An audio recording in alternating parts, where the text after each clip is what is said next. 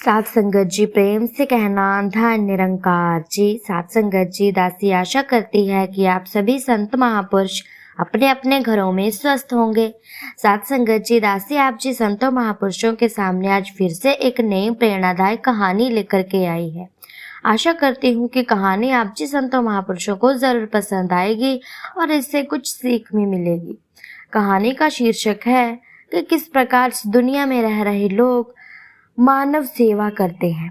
सात्संगत जी, संवेदनशील मनुष्य के प्रति किस प्रकार बनता है, तो आओ चलो जानते हैं इस कहानी में। सात्संगत जी, बहुत पुरानी बात है कि मोहन काका डाक विभाग के कर्मचारी थे। बरसों से वे मधोपुर और आसपास के गांवों में चिट्ठियां बांटने का काम करते थे। एक दिन उन्हें एक चिट्ठी मिली। पता मधोपुर के करीब ही था, लेकिन आज से पहले उन्होंने उस पते पर कोई चिट्ठी नहीं पहुंचाई थी।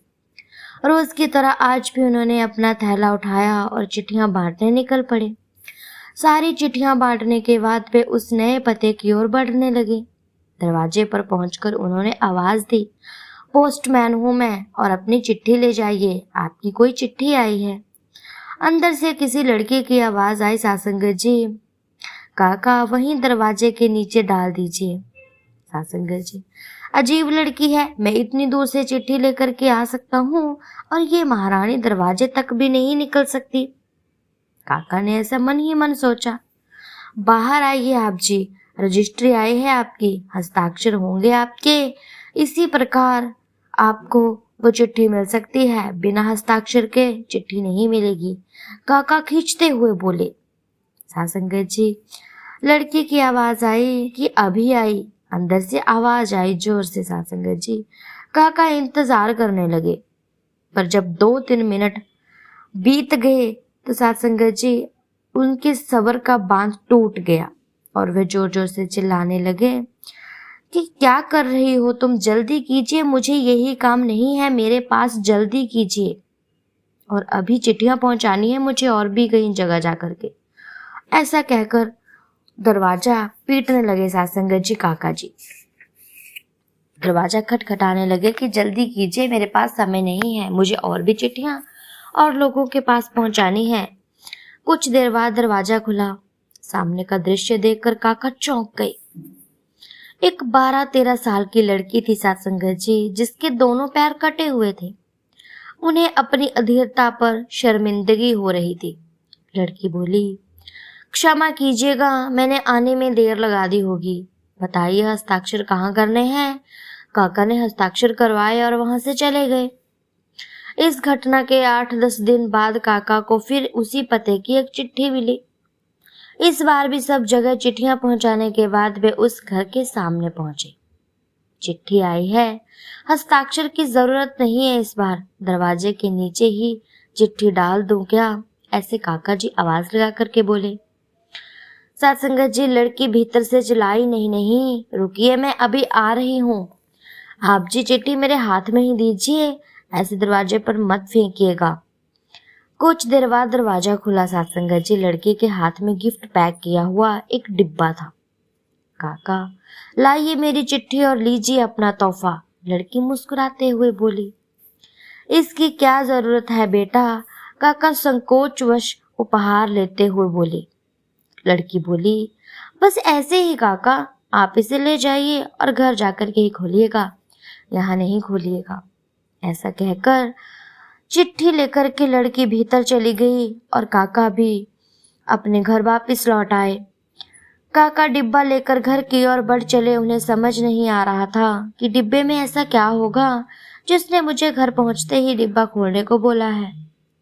घर पहुंचते ही उन्होंने डिब्बा खोला और तोहफा देखते ही उनकी आंखों से आंसू टपकने लगे। वे बहुत ही ज्यादा रोने लगे और बहुत ही ज्यादा वो दुखी हो रहे थे। डिब्बे में एक जोड़ी चप्पल थी सात्संगत जी। काका वर्षों से नंगे पांव ही चिट्ठियां बांटने का काम कर रहे थे सात्संगत जी, लेकिन आज तक किसी ने उस ओर कभी ध्यान नहीं दिया था। ये उनके जीवन का सबसे मूल्यवान तोहफा था। काका चप्पलें कलेजे से लगा करके रोने लगे।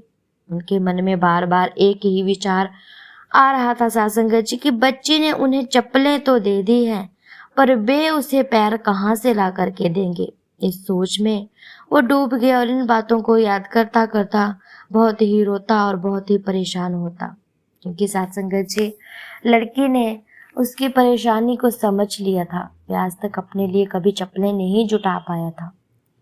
सत्संगत जी उस भोली लड़की ने, जिसके खुद भी पैर नहीं थे, सत्संगत जी उसने एक डिब्बा चप्पल उसको दे दी। सत्संगत जी किस प्रकार उस लड़की ने उसका सत्संगत जी मदद की थी। तो सत्संगत जी संवेदनशीलता एक बहुत बड़ा मानवीय गुण होता है। दूसरे के दुखों को महसूस करना और उन्हें कम करने का प्रयास करना एक महान काम होता है, बहुत बड़ा काम होता है, जो कि हर कोई व्यक्ति नहीं कर सकता। ये कोई ही व्यक्ति कर सकता है जो संवेदनशील होता है। जिस बच्चे के खुद के पैर ना हो, उसकी दूसरों के पैरों के प्रति संवेदनशीलता हमें एक बहुत बड़ा संदेश दे जाती है। साथ संगत जी आइए साथ संगत जी हम भी अपने समाज, अपने आस पड़ोस, अपने दोस्तों मित्रों, अजनबियों सभी के प्रति संवेदनशील बने। साथ संगत जी किसी के भी प्रति हमारे मन में नफरत का भाव पैदा ना हो, केवल और केवल हो तो प्यार का ही भाव पैदा हो। कोई भी हो साथ संगत जी, जात पात कोई मायने नहीं रखती, कोई काला गोरा रंग भेद नहीं करता। साथ संगत जी केवल और केवल करता है तो मानव इंसानियत का भेद करता है। इसीलिए साथ संगत जी इंसानियत का भेद भी नहीं करना है, और इस मालिक के बनाए हुए बंदे हैं, इसमें हमें कोई भेद नहीं होना चाहिए। साथ संगत जी जो निरंकार ने, प्रभु परमात्मा ने चीज़ बना दी है, उस पर हमें कोई टीका टिप्पणी करनी भी नहीं चाहिए, क्योंकि साथ संगत जी निरंकार की बनाई हुई चीज़ों पर जो भी टीका टिप्पणी करता है, साथ संगत जी वो उन चीज़ों से हाथ धो बैठता है। वो उससे कभी ज़िंदगी में प्राप्त नहीं होती, चाहे वो सुख सुविधाएं हो, चाहे वो कोई चीज़ को लेकर के हो, चाहे वो इंसान को लेकर के हो। इसी प्रकार हमें अपनी ज़िंदगी संवेदनशील बनते हुए इस दुनिया में गुजारनी है। हम भी किसी न किसी के नंगे पाँव की चप्पलें बने। साथ संगत जी दुख से भरी इस दुनिया में कुछ खुशियाँ फैलाएं। साथ संगत जी जिसके कारण दुनिया जो है वो खुश हो जाए। जो दुखी लोग हैं उनके लिए हम भी सुखों का मसीहा बने। साथ संगत जी जिनकी ज़िंदगी में कोई नहीं है, उनकी ज़िंदगी में हम आए, खुशियाँ लेकर के आए। और साथ संगत जी यदि हमारे किसी भी काम से यदि कोई व्यक्ति दुखी जो व्यक्ति होता है वो खुश होता है हमारे किसी भी काम से, तो इससे बढ़कर के हमारे ज़िंदगी में कोई चीज़ नहीं हो सकती।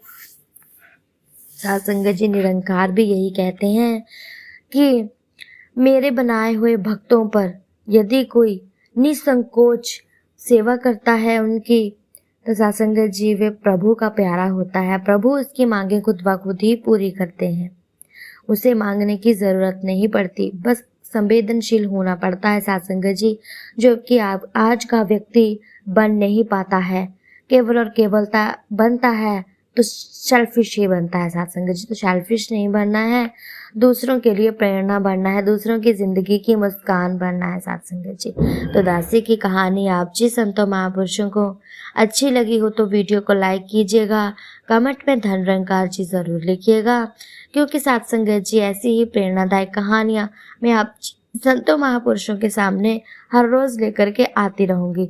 अब मिलती हूँ मैं नेक्स्ट वीडियो में, तब तक के लिए धन निरंकार जी।